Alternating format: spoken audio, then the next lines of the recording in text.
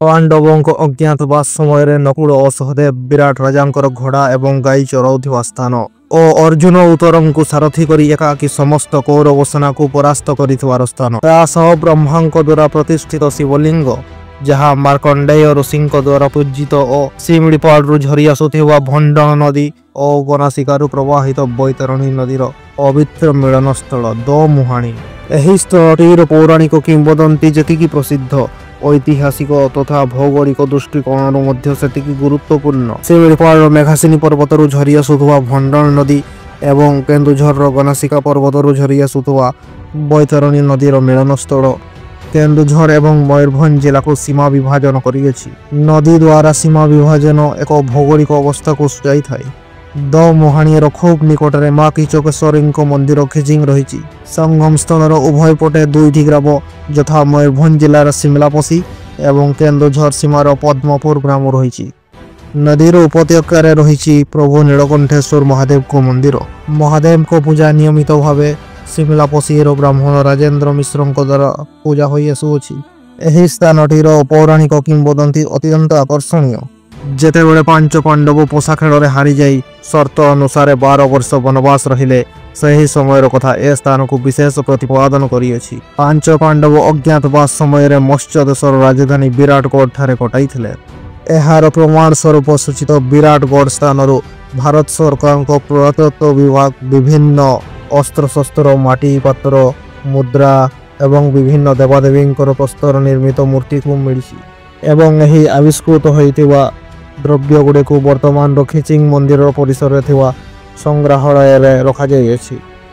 ବିରାଟଗଡ଼ରେ ଅଜ୍ଞାତବାସ କଟାଇବା ପାଇଁ ପାଞ୍ଚ ପାଣ୍ଡବ ତାଙ୍କର ବେଶ ପରିବର୍ତ୍ତନ କରି ରାଜାଙ୍କ ପାଖରେ ବିଭିନ୍ନ କାର୍ଯ୍ୟ ସମ୍ପାଦନ କରୁଥିଲେ, ଯଥା ଯୁଧିଷ୍ଠିର ରାଜାଙ୍କର ପରାମର୍ଶଦାତା, ଭୀମସେନ ରୋଷେଇୟା, ଅର୍ଜୁନ ଉତ୍ତରାଙ୍କ ନୃତ୍ୟ ଶିକ୍ଷକ ଓ ନକୁଳ ଓ ସହଦେବ ଯଥାକ୍ରମେ ରାଜାଙ୍କର ଘୋଡ଼ା ଏବଂ ଗାଈମାନଙ୍କର ସେବା ଯତ୍ନ ନେବାର ଦାୟିତ୍ୱରେ ଥିଲେ ଏବଂ ଦ୍ରୌପଦୀ ରାଣୀଙ୍କର ବେଶସଜ୍ଜାକାରିଣୀ ଭାବେ କାର୍ଯ୍ୟ ତୁଲାଉଥିଲେ। ସେତେବେଳେ ଏହି ଦୋମୁହାଣୀ କ୍ଷେତ୍ରଟି ବିସ୍ତୀର୍ଣ୍ଣ ପ୍ରାନ୍ତରଟି ରାଜାଙ୍କର ଘୋଡ଼ା ଏବଂ ଗାଈ ଚରାଇବାର ସ୍ଥାନ ଭାବେ ବର୍ଣ୍ଣିତ ହୋଇଅଛି ଏବଂ ସେହି ସମୟରେ କୌରବ ସୈନ୍ୟ ବିରାଟଗଡ଼କୁ ଆକ୍ରମଣ କରି ରାଜାଙ୍କର ସମସ୍ତ ଗାଈ ଘୋଡ଼ାମାନଙ୍କୁ ନେବାକୁ ବସିଥିଲେ। ଅର୍ଜୁନ ଉତ୍ତରଙ୍କୁ ସାରଥି କରି ଏକାକୀ ସମସ୍ତ କୌରବ ସେନାକୁ ପରାସ୍ତ କରିଥିଲେ।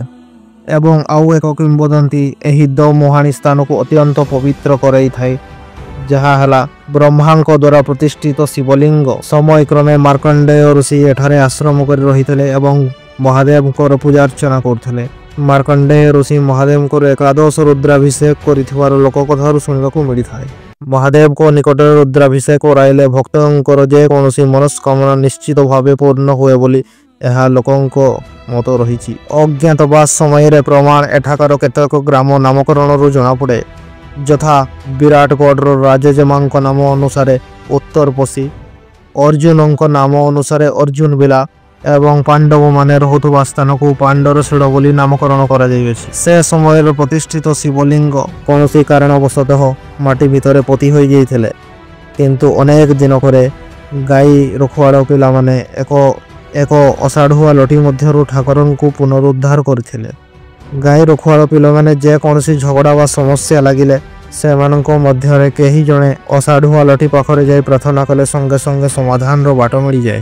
ଗାଁରେ କୌଣସି ଝଗଡ଼ା ହେଲେ ସେହି ଅଷାଢ଼ୁଆ ଲଠି ପାଖରେ ପହଞ୍ଚି ଗାଈଆଡ଼ ପିଲାମାନଙ୍କୁ ପ୍ରାର୍ଥନା କରି ସମସ୍ୟାର ସମାଧାନ କରିପାରୁଥିଲେ। ଏ କଥା କ୍ରମେ ଗାଁରେ ପ୍ରକଟ ହେଲା ଏବଂ ସ୍ଥାନୀୟ ପଦ୍ମପୁର ଗ୍ରାମର ଗ୍ରାମବାସୀମାନେ ଗାଈଆଡ଼ ପିଲାଙ୍କ ଠାରୁ ସେହି ସ୍ଥାନକୁ ଠାବ କରି ଲଠି ମୂଳକୁ ପୂଜା କଲେ। ଦିନେ ମହାଦେବ ଗାଁର ଜଣକୁ ସ୍ୱପ୍ନ ଦେଲେ, ଅଷାଢ଼ୁଆ ଲଠିରୁ ମୂଳକୁ ମୋତେ ଉଦ୍ଧାର କର ଏବଂ ତାପରେ ସ୍ୱପ୍ନାଦେଶ ହିସାବରେ ଠାକୁରଙ୍କ ଦିବ୍ୟ ଶିବଲିଙ୍ଗକୁ ସେଠାରୁ ଉଦ୍ଧାର କରି ନିତ୍ୟ ନିୟମିତ ଭାବେ ପୂଜା ଅର୍ଚ୍ଚନା ଚାଲିଅଛି। ଏକଦା ମୟୂରଭଞ୍ଜ ରାଜା ରାଜଭଞ୍ଜ ମାଙ୍କ ଦର୍ଶନ ନିମନ୍ତେ ଖିଚିଂ ଆସିଥିବା ସମୟରେ ଜାଣିବାକୁ ପାଇଲେ ଯେ ମାର୍କଣ୍ଡେୟ ଋଷିଙ୍କ ଦ୍ୱାରା ଏକାଦଶ ରୁଦ୍ରାଭିଷେକ ହୋଇଥିବା ନୀଳକଣ୍ଠେଶ୍ୱର ମହାଦେବ ଦୋମୁହାଣୀ ଠାରେ ପୂଜିତ ହେଉଛନ୍ତି। ସେ ଦର୍ଶନ ନିମନ୍ତେ ଚାଲି ଆସିଲେ। ସ୍ଥାନଟିର ମନୋରମ ଦୃଶ୍ୟ ତାଙ୍କୁ ମୁଗ୍ଧ କରି ଠାକୁରଙ୍କର ସେ ରୁଦ୍ରାଭିଷେକ କରିବାର ମନସ୍ଥ କରି କାର୍ଯ୍ୟ ଆରମ୍ଭ କଲେ। ସକାଳ ସ୍ନାନ ପରେ ମହାଦେବଙ୍କ ଦର୍ଶନ ସମୟରେ ଖିଚିଂ ମାଙ୍କ ପ୍ରତିରୂପ ଶିବଲିଙ୍ଗ ପଛପଟେ ଦେଖିବାକୁ ପାଇଲେ।